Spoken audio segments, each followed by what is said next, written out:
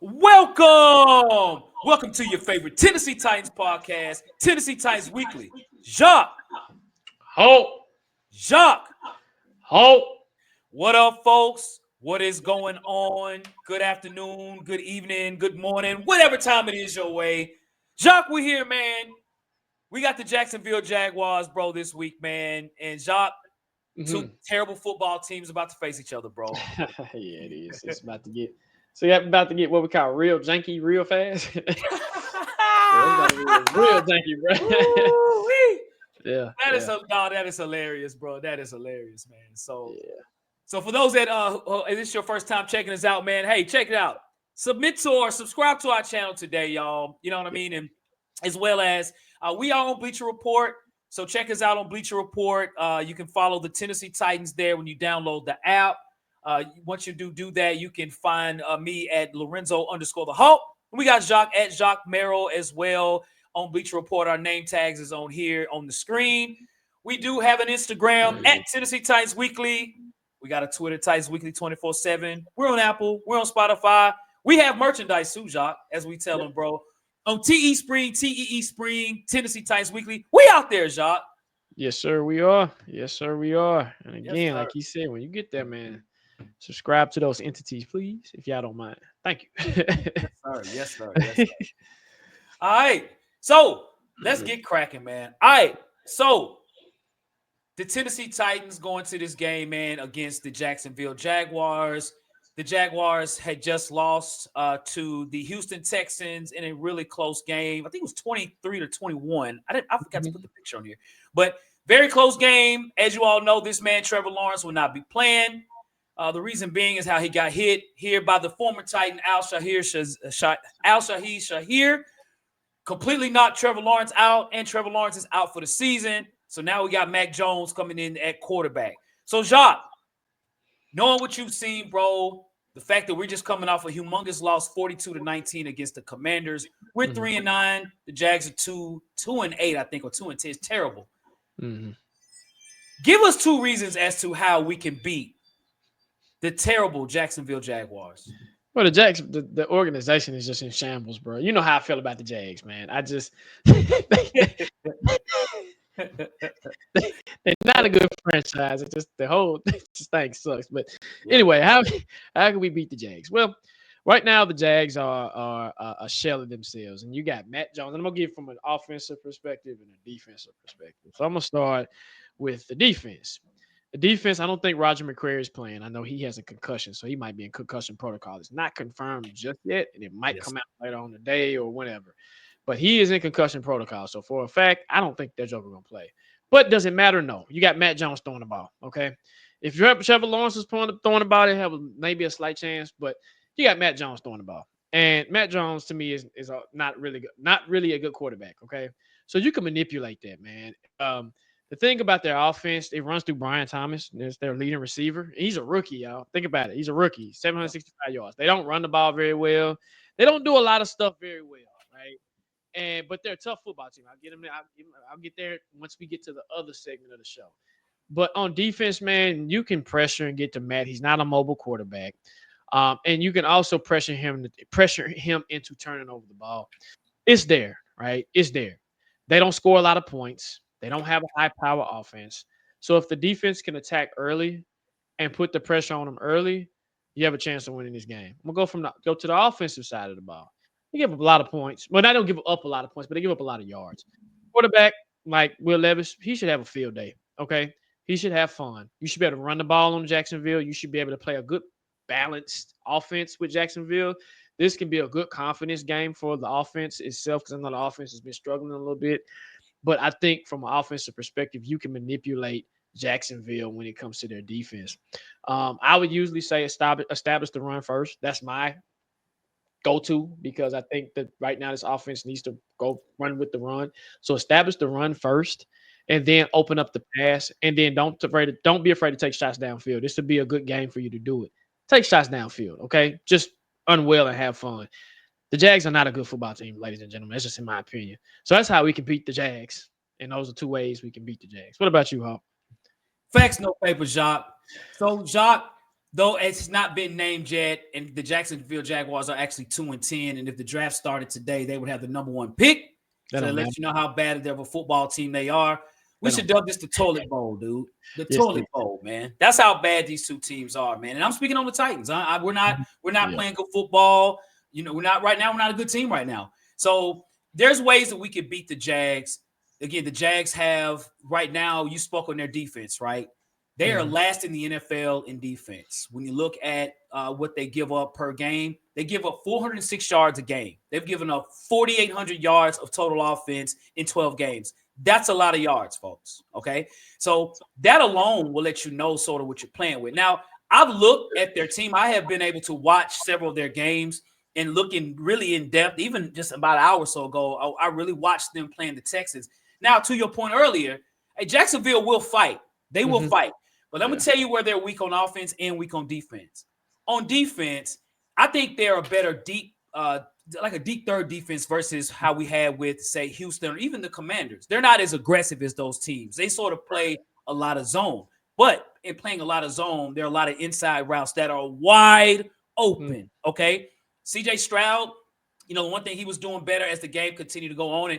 And C.J. Stroud, he had a decent game. It was a decent game. Not a lot of touchdowns, only had 1 touchdown. But Nico Collins was lighting them up, man. I mean, literally just curl routes and out routes. So in the middle zone of the Jags is wide open. It's going to be wide open for Will Levis, Calvin Ridley playing against his old team. I can expect Tyler Boyd maybe to have a good game. Chia could have a good game. The inside middle is wide open. Their corners play off. Their corners are playing 10 to 12 yards off. They're not aggressive on defense in the defensive secondary at all. It's horrible. So they give up yards. So it's there for us. Now, me and Jacques have talked about the times that Will Levis does struggle is doing zone, but a lot of times it's tight zone. They play a very loose zone. It's there, right? They do not trust their team, you know, their corners that they currently have right now. So I really think right now, you know, looking at them defensively, worse in the league, number 32 in the league on defense. Their run defense is a little bit better. It's not even in the middle pack, still kind of down, but their pass defense is awful. Look to expose their defense, their pass defense, okay? I think, you know, we can run to your point, Jacques, but, man, this could be a game that, you know, we could say, hey, this is a game, Will Levis, we need to see something like from you to this game for sure like that. Will Levis has progress, but this should be a game where we really see something. You know, let's block up front. Let's give him some opportunities because their corners in Ronald Darby, Tyson Campbell, Prince, Brown, those guys, Jones, guys don't scare nobody. On the offensive side for the Jags, they do not run the ball well, to your point as well, Jacques. They do throw a lot to Brian Thomas and those things. But the thing that I saw, too, is, man, they don't block well up front, man, especially in the middle. You know, Trevor Lawrence has been getting hit for the most part all season, and a lot of it's just due to pressure, straight out getting beat up front. And, you know, I think this could be an opportunity for our defense to step up. You know, our defense is still ranked number 2 in the league in defense. We know right now those are ghost stats, okay? It really is. So let's make those ghost stats real stats against the Jacksonville Jaguars. Now you got Mac Jones at quarterback, to your point, Jacques. Make it difficult for him. Mac Jones throws just a lot of dink and dunks. He doesn't throw it deep. He's very scared to throw it in certain areas. He likes to throw safe routes. Let's make it hell for him. Because, again, offensively, they're not a good football team. And right now, when you look at it, they're only generating about 297 yards of offense. I mean, we're not much better. So they're 29th in the league in offense right now. So let's expose, man. Just play ball, damn it. Yep. Just play ball against them. We should win this football game. Yep. All right. Let's get to the opposite. How can we lose to the Jags? Like, is there a possible way that we can lose to the Jags? Yes, it is a very possible way. Absolutely. So I want to make this very clear that I'm not saying will be an automatic win for us, right? Because they made it a game against the Texans, right? And Jacksonville will fight. I'm going to tell you what I like about Jacksonville, dude. I love their defensive ends, man.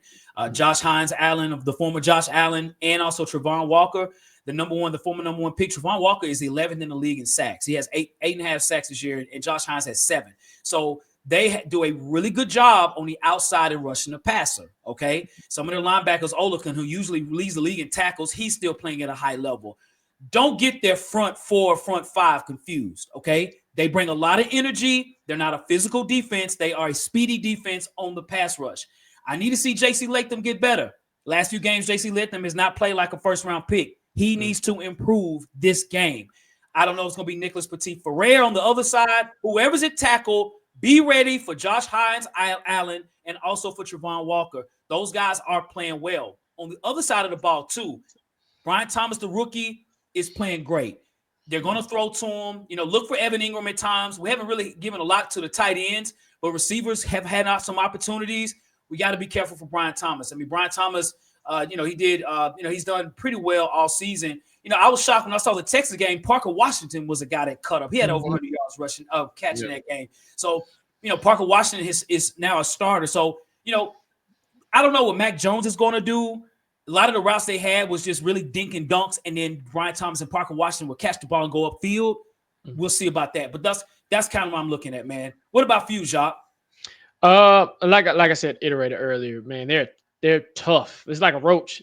You try to step on them, they don't die the first time, right?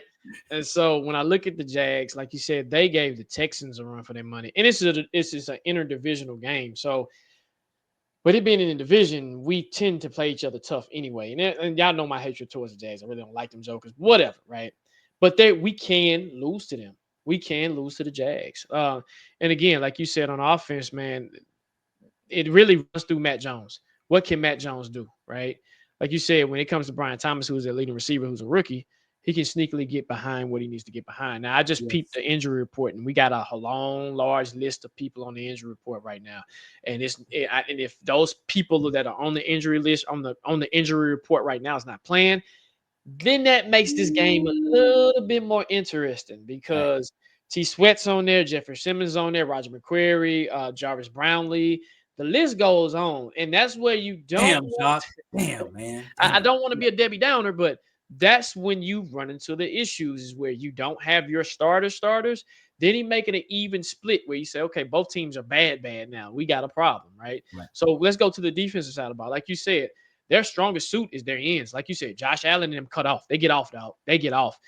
And if you let them get off and you let them, and we know how Will is. Will is not a person that steps up in the pocket. He's a side stepper where he goes left and right, not north and south. And when you're playing quarterback, if you know anything about playing quarterback, you step into the pocket, you step up.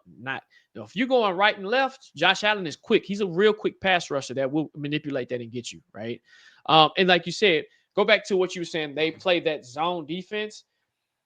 That's what we tend to struggle with when it comes to offense. When we come to specific things, is zone defense. Man to man, we do a good job of manipulating man defense and playing when they play aggressive. But that's how much you shows that they don't respect the Titans offense. So if they stay there and they twist it up and they fix it a little bit, then we have a problem to say, okay, hey, we can play cover 2, cover 3, cover 4, but play it a little tighter. We can manipulate that all day. Another thing on offense, if we don't score enough points fast and early, you do not want to let the Jags hang around. That's what you do not want to do. And that's where the Texans made their mistake last week. Was they were thinking they 2-10 or 2-9, they're going this, they trash it.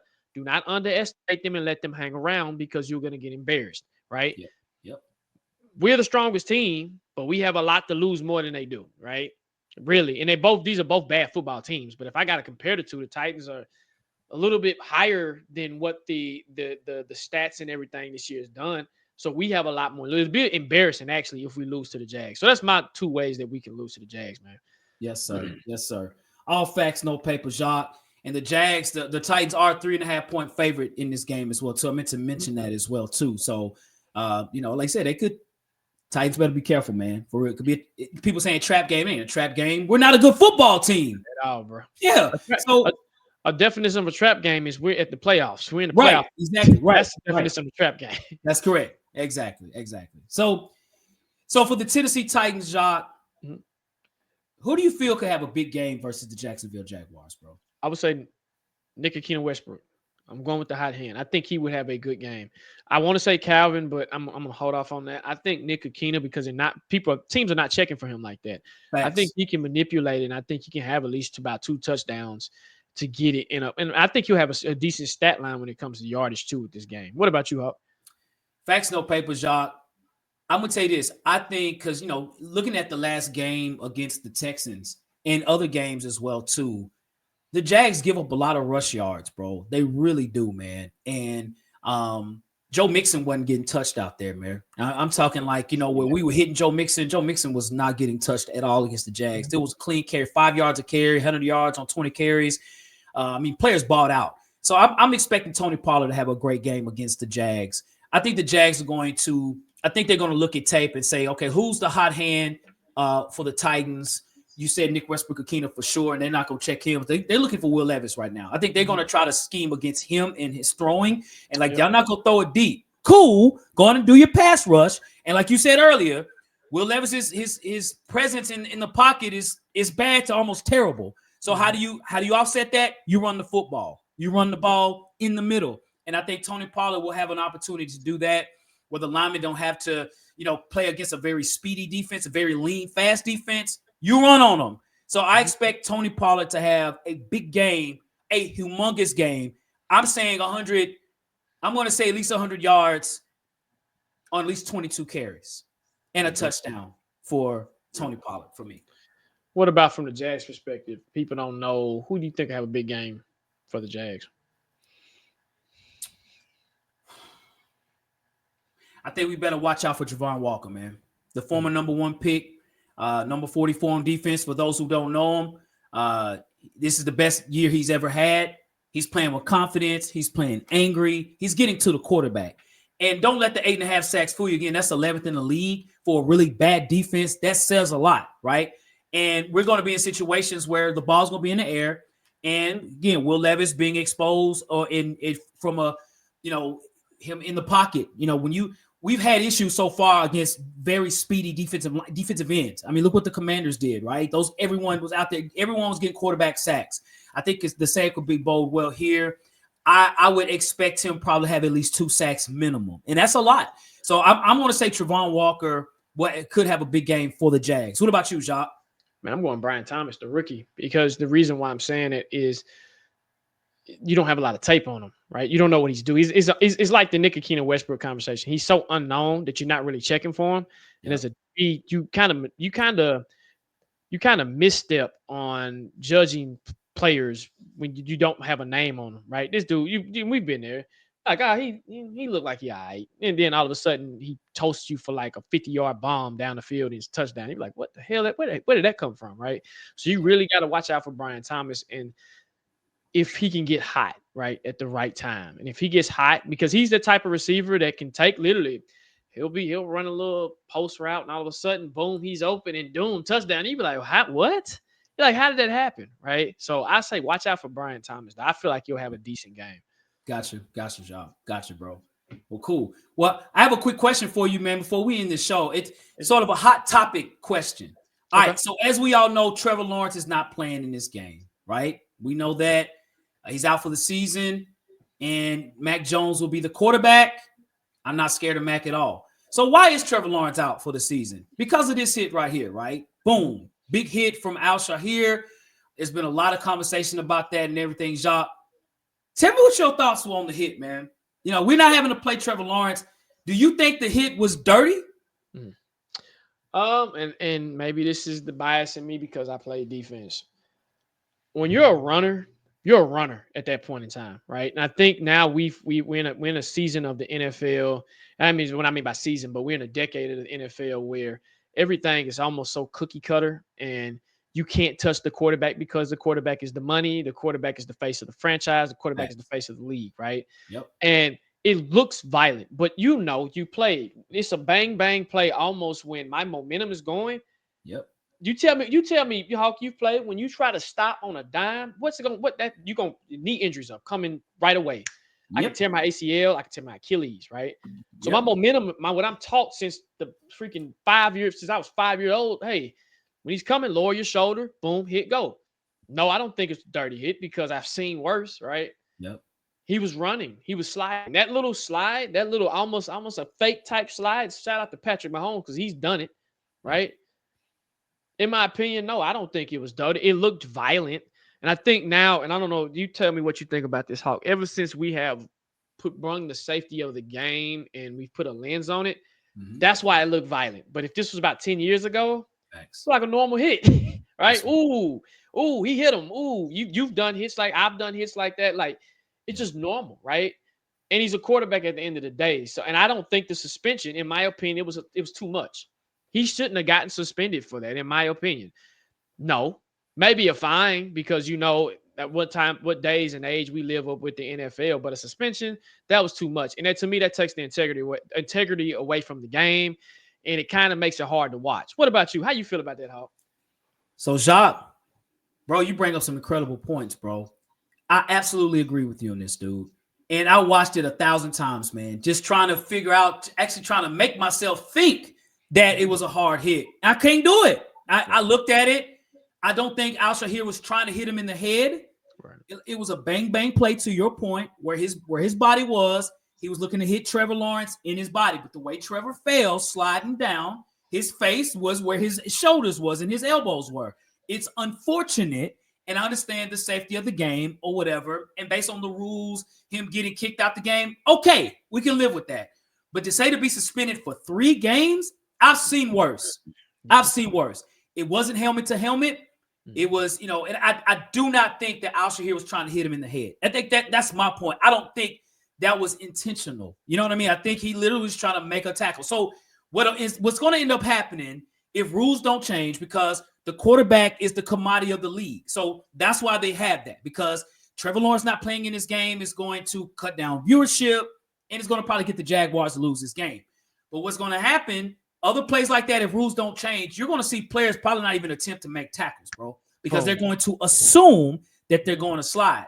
Then when they don't make the tackle, then you know what the conversation is going to be? He's weak. He should have hit him. He should have done this. Or they just scored a touchdown because he was too scared to hit. Then he's like, the player will be like, well, I didn't know if he's going to slide. I don't want to get fined. I don't want to get suspended. I got a family to feed. Getting suspended 3 games is huge. That's non-pay as well at that. I bet he didn't put that in his budget. Think about our jobs. You're paying today, and then all of a sudden, as soon as you leave work, you're out for 3 weeks. That's maybe 2 or 3 paychecks, right? They're like, oh my gosh, right? I do not think it was intentional. I don't. I think it looked bad. It was violent. It is football. And the way Trevor slid as well. I mean, he tried to get a first down, so he's going to try to stretch as much as he can. And just unfortunate that his face was where his shoulders was trying to be, and he got hit. So I understand him getting kicked out the game. I get it. But to be suspended 3 games, to your point of fine, if there was any game of suspension, 1 max, but not 3 games. That's very excessive. Very excessive. Can I say something? Yep. That sets a precedence, like you said, and now that makes me think that the league is going to start suspending players for big hits, not just on quarterbacks. Because look at Mike Brown for number 44 for the Titans. What did he do in the Houston game? Yep. Boom. Yep. What did he do in the Commanders game? It was the same play. He let up, and they scored a touchdown. That's right, brother. Right? That's right. So now you're looking at a situation, like you said, where you're like, all right, cool, I'm going to have to make a business decision for my paycheck and everything. And, it demotivates you. I'm not going to lie. To be taught what I've been taught since I was 5 years of age in Pee Wee football, to now I have to change up my whole game. Yep. To now damn near got to play 2-hand touch, because that's basically what the game is going to, specifically from the quarterback perspective. Because at this point, if we can't hit them, can we touch them? Right? Yep. What can we do? You see what I'm saying? And I'm gonna tell you who emphasizes in this exact scenario that you just said was when we played the Chiefs in the championship game, and the play that Patrick Mahomes ran where he scored a touchdown. Yep, that's right. That was a prime example. It was. That was a prime example. They had every chance in the world to blow him up, and they did not touch him. They didn't touch him. They did not touch him. So I think the integrity of the game is leaving, and I think at this point you need some competition for the NFL. That's where I'm gonna take it. Some league. I know it's hard because this is a $1 billion industry, but people are wanting to see football played the correct way, and it's a warrior sport at the end of it. It's a gladiator sport at the end of the day. We know what we signed up for. They know what they signed up for. I've said stupid stuff like, "Man, I leave it all out here on the field. I'll do anything crazy." You probably said the same thing. Yep. But now you're taking aggression where we're amped up. I'm ready to smack you in your face. I missed the last play in our last series, so I'm ready to really kill you. And now I get a chance to make a play. I'm going to make a play to the best of my ability. That's right. I can't do that, man. Throw it away, dog. Yeah, bro. Yeah, for sure. So, well, cool, y'all. All right. Well, listen, We appreciate y'all watching the show as always. We appreciate our support. Jacques and I was just saying about Thanksgiving, man, how thankful we are for everybody that tunes into our show, man. We really are. For those who have not subscribed to our channel, do that right now. Subscribe. Hit that like button, by the way, as well. You can follow us. Download Bleacher Report on your phone. We're on Bleacher Report as well. Just follow the Titans. You'll see us on there. You can follow us on Apple. We're on Spotify at Tennessee Titans Weekly. We're on Twitter at Titans Weekly 24/7. We're on Instagram at Tennessee Titans Weekly. We got merchandise. We out there, y'all. And when you do follow those entities, please subscribe, cut your notifications bells on. And hey, thank y'all again for watching the show, participating, putting your opinions, everything out there. We appreciate y'all because without y'all, we wouldn't be here. So, Weekly's family, appreciate y'all. Have a safe weekend. And Hulk, take us home, bro. Yes, sir. Yes, sir. Well, as we always say and as we always do, y'all, facts. No paper.